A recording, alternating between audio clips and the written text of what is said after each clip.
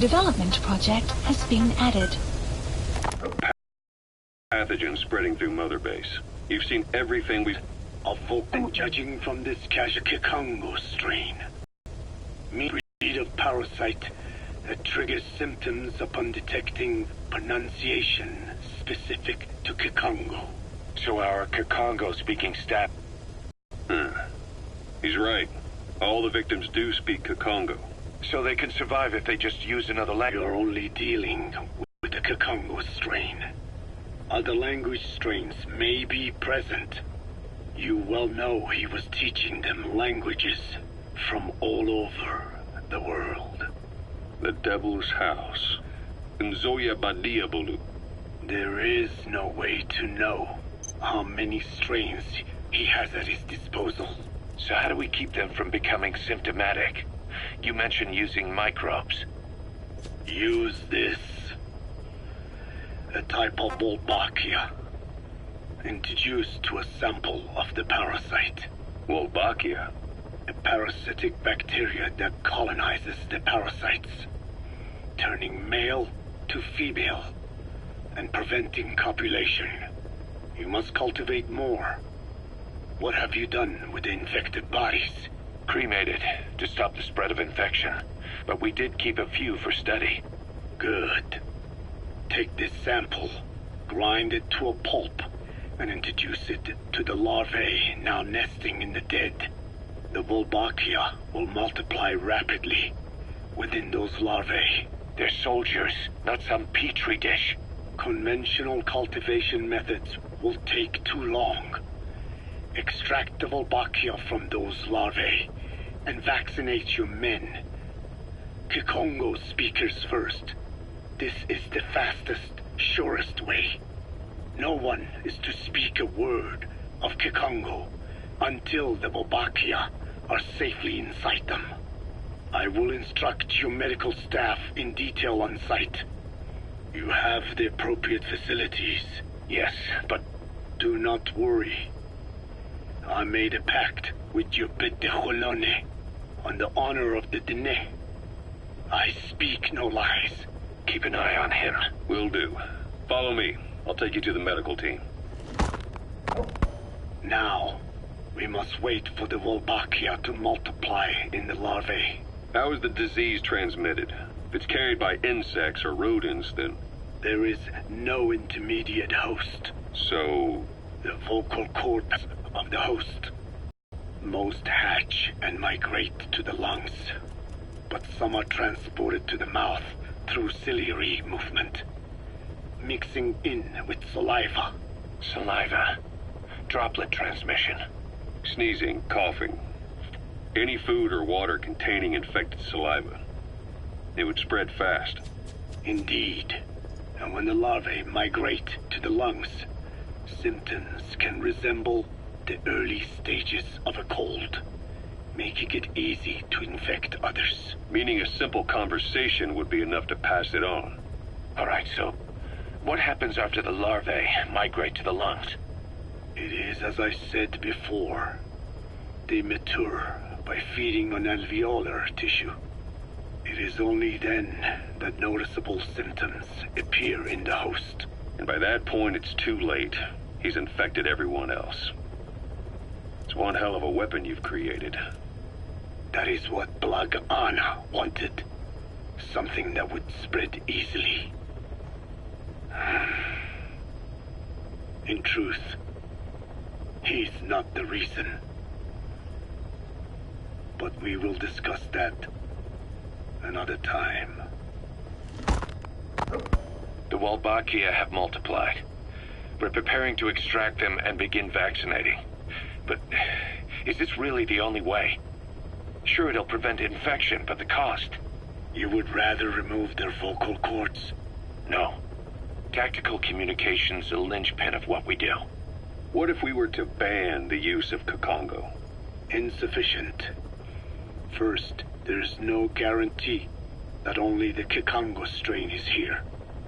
Second, there is the matter of how the parasites lay their eggs.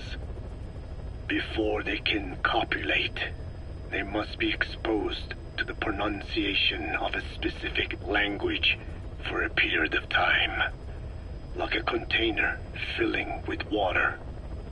But the duration between when the container is full and when the copulation actually begins varies from case to case. In other words, even if the infected stop speaking as a countermeasure, it may already be too late.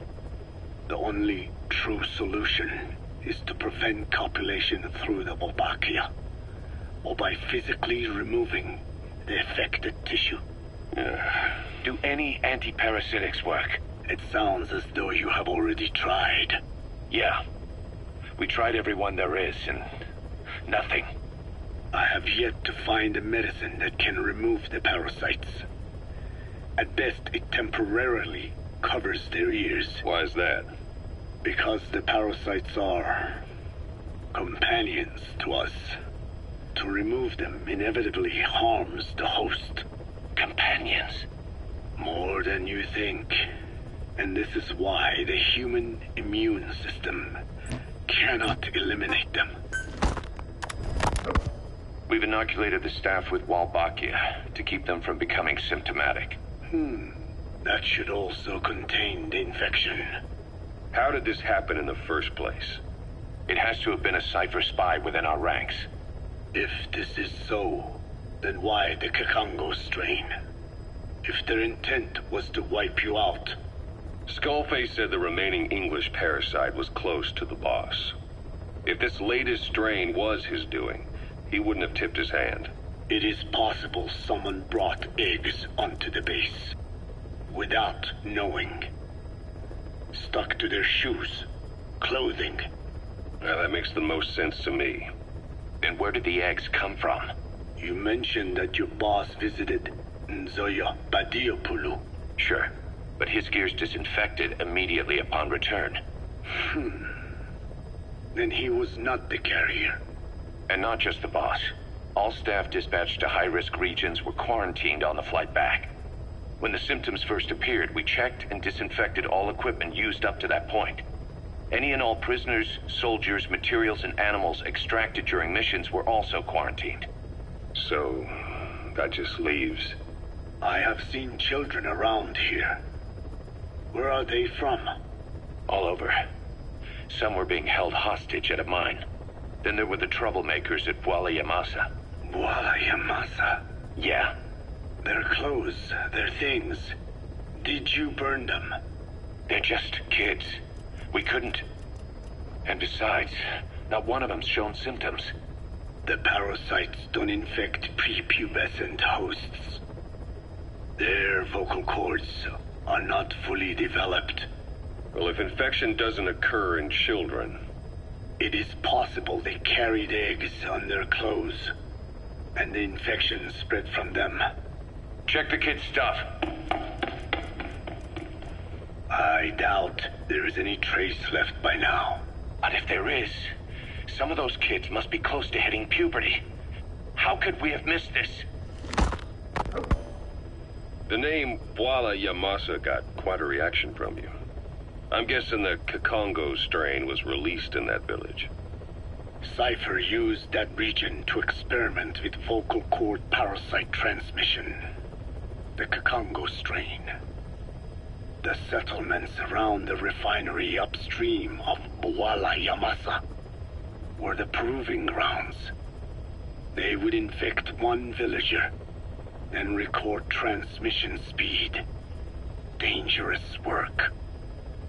If they failed to contain the infection, it would slip into the surrounding regions. At which point the world found out about the parasites, making them useless as a weapon. Incredible they'd risk such a thing. The test site was densely populated too. A terrible place for such out. They thought burning everything would wipe away all traces. The settlements were covered in oil anyway. Who would wonder if one day they caught fire? And so it did. They burned it all. Living and dead. Those remains. But they miscalculated. Transmission speed was far faster than anticipated. It may have been the temperature, or hygiene standards, or perhaps the parasites reacted quickly to Kikongo. Whatever the reason, nearly all villages were swiftly infected, and the settlements reduced to mounds of corpses. Making matters worse, the dry season was ending. When it came time to burn the village, the Moneni River had swelled. Many of the bodies were waterlogged. Meaning they didn't burn completely. The corpses still contained viable eggs, and the larvae washed downstream. And when the people downstream drank that water, that marked the end for Bwala Yamasa. I learned all of this at the mansion. I warned him of the risk of eggs getting out. And? We are prepared for any eventuality. I get it. Putting the oil field back online. The oil leaks, saner. They planned to pollute the river, prevent the spread of infection. But the oil flow was stopped, and downstream the people of Masa village started using the water again. The PF soldiers deployed at the village were locals, spoke Kikongo. They were infected, and the kids survived. I've heard enough. And who stopped the flow of oil? Don't! We did. That confirms it. The source of the Kikongo strain infection was Masa village. And the children brought it here. It is no one's fault. There is no blame to be cast. The parasites, they were tested in other regions? Their physiology requires that they be tested under varied conditions. Another test site was in Afghanistan. So it was the parasites there. Both the Pashto and Tajik languages are spoken in the mountains of Afghanistan, and population density is low. Ideal testing grounds for how accurately the parasites target only the specified language. It is also relatively easy to prevent the spread of infection. And the results? The first test, I am told, was a success. Once the Pashtun Mujahideen were infected with the Pashto strain, they were all but wiped out. The Hamid fighters at Smasei Fort. It was doubly successful. No Tajik Mujahideen or Soviet soldiers became symptomatic. So the parasites proved to be effective. What about the second test? Also supposedly a success. A Pashtun village was the target. However, the original aim was to obtain samples of the infected. In this, they failed. And the village? The Soviets enacted a standard scorched earth operation. That must have been the village where Malak lived, before being held captive at La Marjate Palace. Having had more time to think on it, the details shared with me may have been false. They are madmen who would do anything to cover up the truth. They certainly seem to like tossing their problems in the fire. As a boy, Skullface's life went up in flames. Perhaps that is what fuels his fixation with fire. Your Wolbachia stopped the infection all right, but I still don't get it. How can a few bacteria change males to females? I know they're only bugs, but... It is not such a rare thing in the natural world. Many insects and nematodes are infected with Wolbachia. But why? They nest in the cell cytoplasm of the host, even in the egg cells, with the result that the offspring are born infected. Mother-to-child transmission. However, Wolbachia cannot nest in sperm because they do not have cytoplasm. So even a successful infection of a male ends after a single generation. This means the Wolbachia must resort to maximizing the population of infected females. Sounds like an ethnic cleansing campaign on a tiny scale. Gender change from male to female is their survival tactic. So more females means more Wolbachia carriers, so it can keep thriving in the following generations. But the parasites in a human host are supposed to be a mating pair. If there's no male, there'll be no offspring at all. It's killing itself. Slow down. This tactic is intended for environments where a single male can copulate with multiple females. Originally, the Wolbachia did not infect the vocal cord parasites. I created a mutated strain, modifying the Wolbachia so that it could infect monogamous pairs. The Wolbachia's greatest multiplying tactic, the male-to-female change, worked against itself in the monogamous parasites. Just as you said. Then, I performed repeated selection of Wolbachia strains until I achieved 100% certainty of male-to-female, creating female-female pairs, unable to reproduce. And you say the Wolbachia affects the host of the host, that is, us, cutting off our means to reproduce? It is almost certain. Of course, we will not turn female. After all, mammals possess no natural gender-changing function. But some Wolbachia strains can cause cytoplasmic incompatibility in the host. Is that some cell deformity? Put simply, it means the altered sperm of infected males kill the female's egg on contact. And that's happened to us? Yes. And yet, what occurs in humans is not just simple CI. To date, there are no cases of Wolbachia affecting humans. The fact that this strain causes this effect, is it the vocal cord parasite's affinity with humans? I do not know enough to say for sure. So the parasite warps the host. Reminds me of what Skullface said.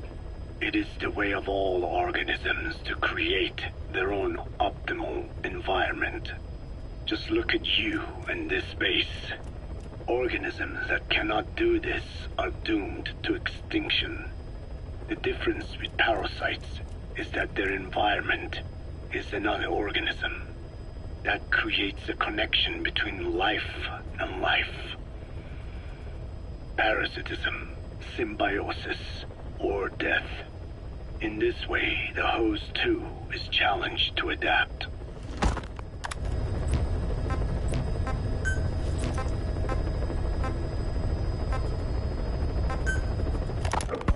Code Talker, what are the metallic archaea? Volcanic craters spewing sulfur.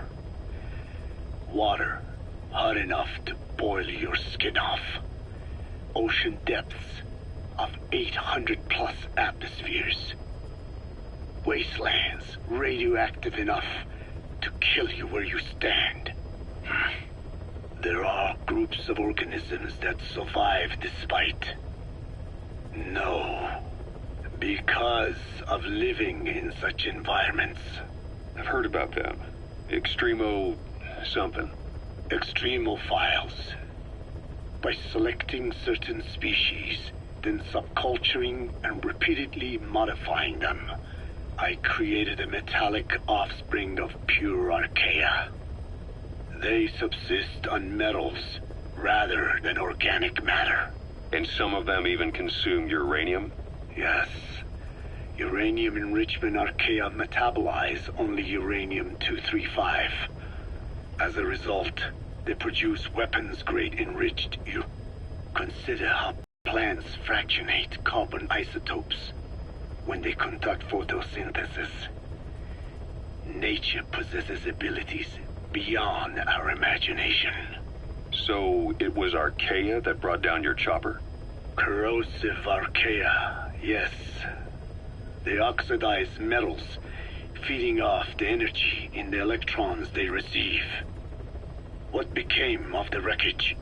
We had the R&D team retrieve samples for study in airtight plastic containers, of course. Prudent. We shall extract Archaea from it in good time. They should help you fight back against Blagana. Any chance we could start now? It doesn't have to be a lot. Caution. Rain I might just have approaching. another use for them. If it's only a small amount you need. That's fine. I'll get the R&D team to assist. Let's go. South Africa was previously suspected of developing nuclear weapons. It already had a conspicuous presence at the UN because of apartheid and its armed expansionism. But when neighboring Angola and Mozambique became socialist countries in '74, South Africa felt hounded into a corner. So it accelerated its nuclear program to protect itself. 3 years later, the Soviets discovered a test facility, and 2 years after that, an American satellite observed a flash in the southern Indian Ocean. It said this was South Africa conducting a nuclear test with the help of a certain ally. Skullface used the situation in South Africa to get this ally to lend a hand.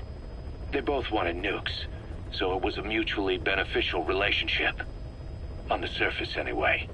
I figure South Africa started getting serious about nuclear weapons production in '75.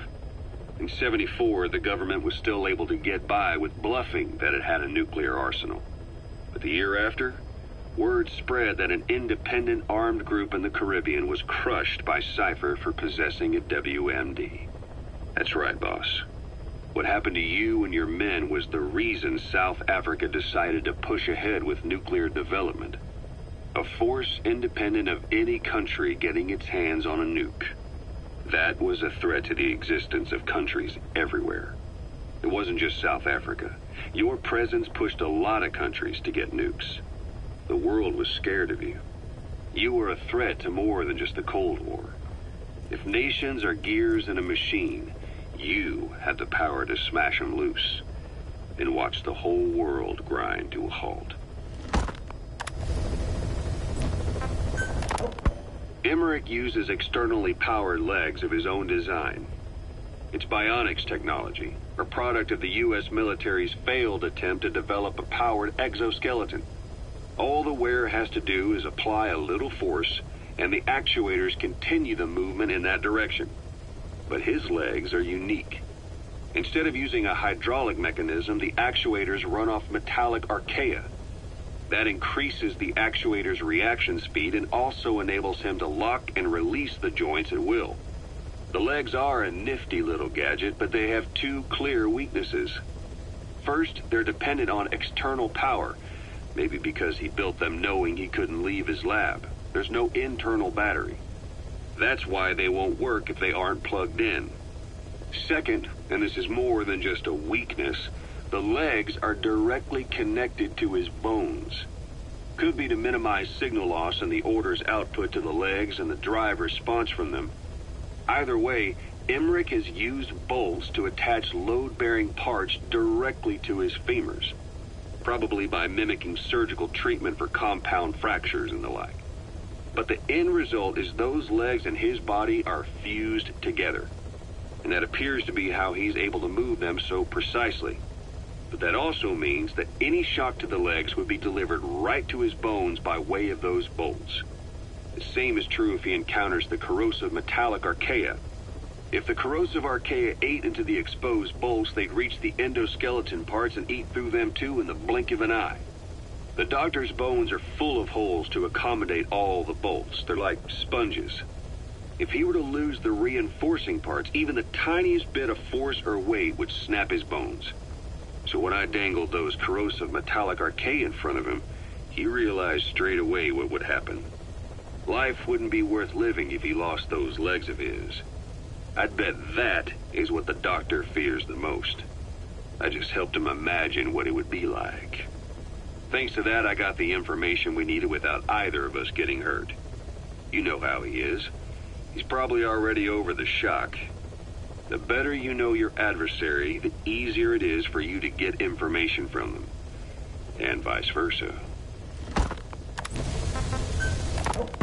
About this OKB-0 Emmerich was talking about. Its location and features match the citadel in the mountains northeast of the Soviet base camp. Built during the time of Alexander the Great, it was left in ruins following one of Genghis Khan's campaigns. Its occupants changed time and again due to war, and it was expanded on more than one occasion. Ultimately, it fell into the hands of the Soviet philosophers. The Soviet army was using it as the headquarters of its Afghan invasion force. But it would seem that Skullface's connections with the philosophers gave him license to develop Sahelanthropus there. And that's what Emmerich was doing at the place, before he got the axe. But OKB is a designation the Soviets use for weapon design bureaus. There's no way they'd have one of those in Afghanistan. And, in principle, the numbers that follow OKB are always integers above 1. There is no 0. Perhaps this was a secret facility of the Soviet and Chinese philosophers dating back prior to World War II. Though it's more likely Skullface just picked a fake name that more or less fit the Soviets' pattern. He doesn't go there often, but he sure as hell won't miss this. They use the heliport on top of the tower for his visits. Start by heading for the heliport. Then wait for your chance to make contact with Skullface. It seems Sahelanthropus's armor is made from depleted uranium. That offers some serious protection. The U.S. military is planning on using it for its main battle tanks, too. Maybe that's where Emmerich got the technology. Uranium? They're using nuclear fuel for armor now? No. What they use for nuclear fuel is uranium-235, which is extracted from natural uranium. Depleted uranium is a byproduct of that process. Sort of like the leftovers, I guess. The garbage. Uranium-235 makes up 0.72% of natural uranium, whereas depleted uranium contains only 0.2%. What are the benefits of using it for armor? It's a pretty short list.